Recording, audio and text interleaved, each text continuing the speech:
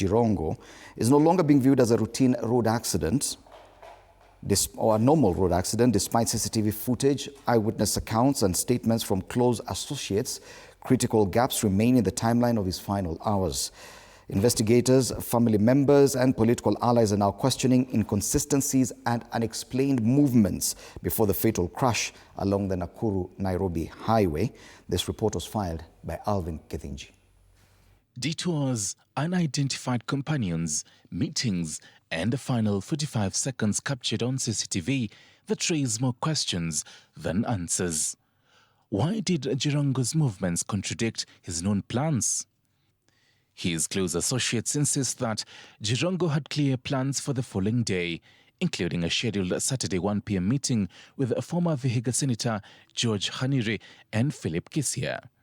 Yet, instead of heading home after his evening engagements in Karen, he drove towards Naivasha late at night, an unexpected detour that his friends say he had not mentioned. This raises a fundamental question. What prompted the sudden, unplanned journey towards Naivasha? He was traveling from Karen. He was supposed to travel from Karen to his home in Gigiri. But now he was found dead on Naivasha-Nairobi Road, traveling from Naivasha towards Nairobi. So we don't know. The only people who can find out is police. If they can check on the cameras, they should be able to tell, because there are cameras. They should be able to tell how this car traveled all the way to that side and back. Naivasha is not in between here and Karen. How did he find himself in Naivasha, driving back to Nairobi? In Naivasha, driving back to Nairobi. That's a mystery that must be unraveled. What was the purpose of the Karen meeting? According to George Khanire, Jirongo was last seen at the Karen Oasis Bar in the company of National Assembly Speaker Moses Wetangula and other unidentified individuals. Wetangula reportedly left before 11 p.m. This marked the last time Jirongo was seen in a group setting. The last confirmed phone call between Khanire and Jirongo took place at 11 p.m., at which time Jirongo was still at Karen Oasis. By then, Wetangula had already left, according to Khanire. The next confirmed sighting came nearly 2.5 hours later, when a Boda Boda rider allegedly saw a woman exit Jirongo's Mercedes-Benz near a hotel along the highway at around 1:30 a.m. This gap in the timeline remains unexplained. Multiple reports indicate that Jirongo was traveling with a female companion earlier that night. An eyewitness reported seeing the woman exit the vehicle near a hotel along the highway. Her identity remains unknown, as do the reasons for her travel with Jirongo, where they had come from and why she exited the vehicle at that time. It is also unclear whether investigators have traced or interviewed her, or whether she was a friend, colleague, a stranger, or someone else entirely. CCTV footage reviewed by the Directorate of Criminal Investigations shows Jirongo driving into a petrol station at 2:18 a.m. from the Nairobi direction. He did not stop to refuel instead. He paused briefly at the exit before making a right turn back towards Nairobi at 2:19 a.m. Just 6 seconds later, a bus rammed into his vehicle.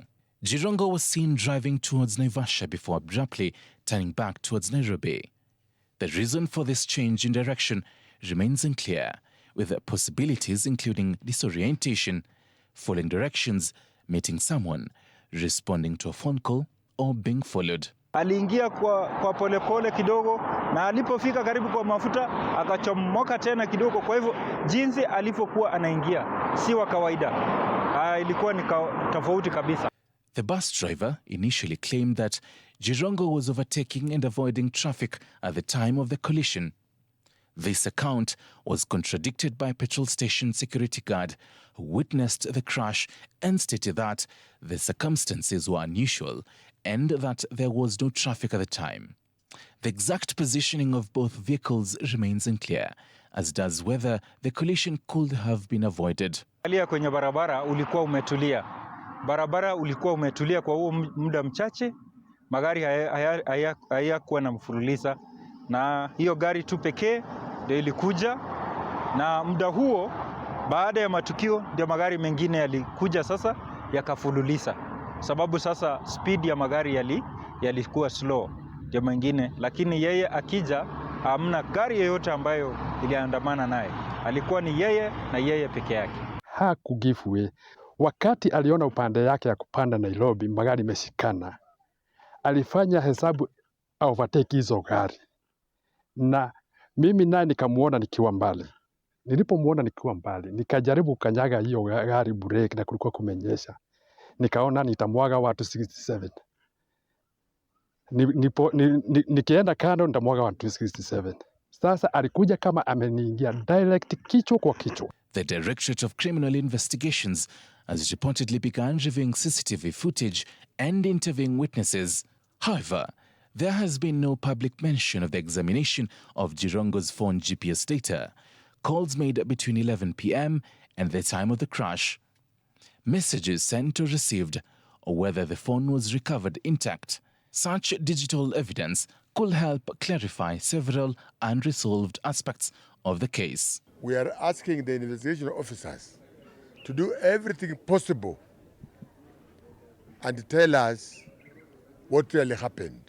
We, as the family, the community, and the country at large, we want answers. As investigations continue, Cheptak's testimony adds a new layer to a story that has gripped the nation, leaving many waiting for clarity on what truly happened in the early morning on the Nairobi-Nakuru highway. Some observers have raised concerns about the possibility of foul play due to the unusual sequence of events and the lack of clarity surrounding Jirongo's movements. While no evidence has been presented to support this theory, several factors continue to raise suspicion, including the unexplained detour, the unidentified companion, the petrol station stop, contradictory eyewitness accounts, and the meeting hours before his death. Yes, indeed, it continues being a big story and features on most of the front pages this morning. But that is not our focus.